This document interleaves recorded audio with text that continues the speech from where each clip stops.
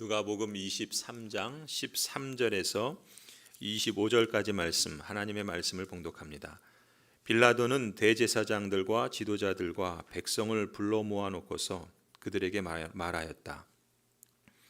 그대들은 이 사람이 백성을 오도한다고 하여 내게로 끌고 왔으나 보다시피 내가 그들 앞에서 친히 신문하여 보았지만 그대들이 고발한 것과 같은 제목은 아무것도 이 사람에게서 찾지 못하였어. 헤롯도 또한 그것을 찾지 못하고 그를 우리에게 돌려보낸 것이요, 이 사람은 사형을 받을 만한 일을 하나도 저지르지 않았소. 그러므로 나는 이 사람을 매질이나 하고 놓아주겠소. 그러나 그들이 일제히 소리질러 말하였다. 이 자를 없애고 바라바를 우리에게 놓아주시오. 바라바는 그 성 안에서 일어난 폭동과 살인 때문에 감옥에 갇힌 사람이다. 빌라도는 예수를 놓아주고자 하여 다시 그들에게 말하였다. 그러나 그들이 외쳤다. 그 자를 십자가에 못 박으시오. 십자가에 못 박으시오. 빌라도가 세 번째 그들에게 말하였다. 도대체 이 사람이 무슨 나쁜 일을 하였단 말이오. 나는 그에게서 사형에 처할 아무런 죄를 찾지 못하였소. 그러므로 나는 그를 매질이나 해서 놓아줄까 하오. 그러나 그들은 마구 우기면서 예수를 십자가에 못 박으라고 큰 소리로 요구하였다. 그래서 그들의 소리가 이겼다. 마침내 빌라도는 그들의 요구대로 하기로 결정하였다. 그래서 그는 폭동과 살인 때문에 감옥에 갇힌 자는 그들이 요구하는 대로 놓아주고 예수는 그들의 뜻대로 하게 넘겨주었다. 아멘. 그리스도의 평강이 오늘도 이 시간에 함께하기를 기원합니다. 오늘 본문은 세상에서 가장 이상한 재판을 우리에게 소개하고 있습니다. 그 재판의 죄인은 나사렛 예수입니다. 그리고 검사는 대제사장과 율법학자와 또 이들을 따르는 무리들이었습니다. 안타깝게도 변호사는 없습니다. 그리고 그 재판장은 빌라도 총독이었습니다. 나사렛 예수를 죄인으로 기소한 이유는 백성을 오도한 내란 선동죄, 또 세금을 탈루한 세금 탈루죄, 그리고 왕이라 사칭한 이러한 죄로 기소되었습니다. 검사들이 요구하는 요구 형량은 사형이었습니다. 사형을 십자가형으로 구형하라, 그런 요구를 합니다. 재판 과정을 오늘 본문에서 보면 먼저 1심에서는 14절에 무죄라 총독은 그렇게 선언하죠. 또 2심도 무죄였습니다. 20절에서 그러죠. 또 22절에서 3심도 역시 무죄였습니다. 그런데 판결은 뭡니까? 사형을 구형합니다.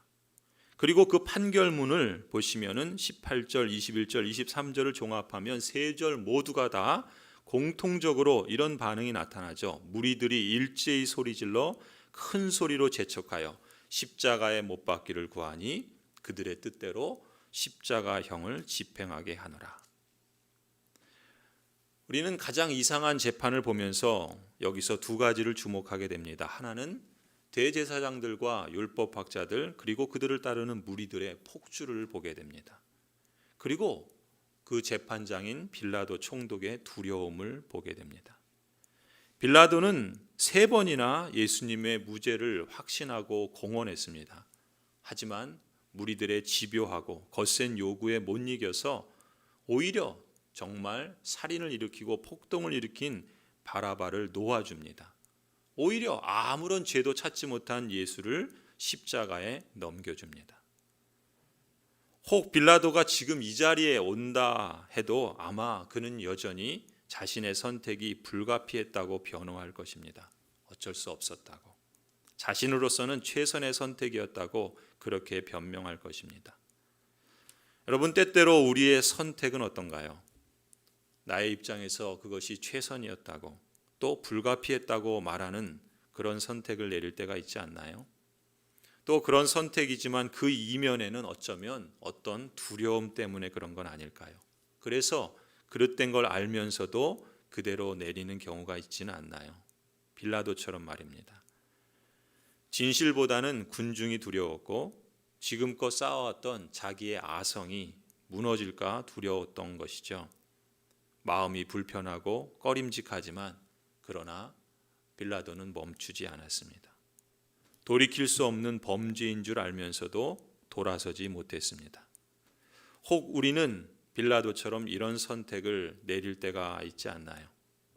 혹 그렇다면 나는 무엇을 두려워하는 걸까요? 또 나는 무엇에 민감한 걸까요? 다른 사람들의 이목이 아닌가? 자신에 대한 평판이 아닌가? 세상이 중요하게 여기는 가치들이 아닌가? 이런저런 두려움으로 인해서 우리는 하나님의 부르심과 사명보다는 그저 세상의 길을 가는 경우가 없지는 않나요? 무리들은 마치 태풍으로 인해서 다리가 끊긴 것도 모르고 죽음을 향해 폭주하는 기차와 같습니다. 그리고 그 기차를 멈추어 세워줄 사람은 한 사람도 없습니다. 사람의 신념, 고집, 그릇된 열심이 하나님으로부터 떠나 있을 때 어디까지 갈 수 있을까? 유일한 길이요 진리요 생명이신 예수님을 죽이는 데까지 갈 수 있습니다. 무리들의 눈으로는 자기가 보는 세계에 사로잡혀서 자기가 어디를 향해 달려가는지 보지 못했던 것이죠. 이것이 죄 아래 있는 모든 인생, 모든 사람이 자기도 모르게 달려가고 있는 길입니다. 이단에 빠진 사람들이 그러하죠. 세상의 돈과 명예와 권력에 사로잡힐 때 가는 길도 그렇습니다. 그런데 만일 하나님의 언약 백성들이 그 길을 가고 있다면, 아니 그 길을 내 가족이 가고 있다면, 아니 바로 그 길을 내 자녀들이, 내 친구가 가고 있다면, 아니 바로 그 길을 내가 가고 있다면 이것이 얼마나 끔찍한 비극이겠습니까?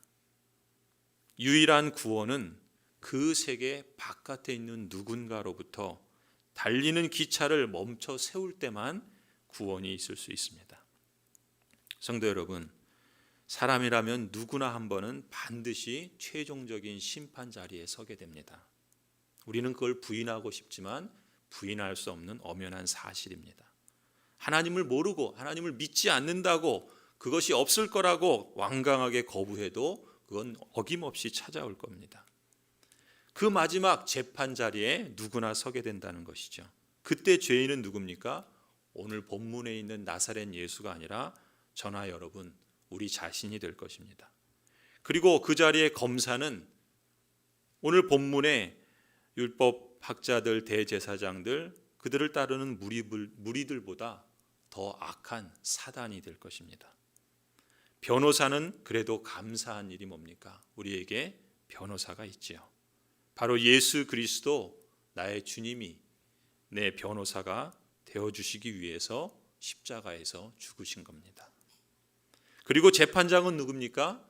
사람들의 그 평판이나 자신의 평판이나 사람들의 그 주장에 두려움 때문에 또 자신의 입지 때문에 그릇된 선택을 했던 빌라도와 같은 재판장이 아닙니다.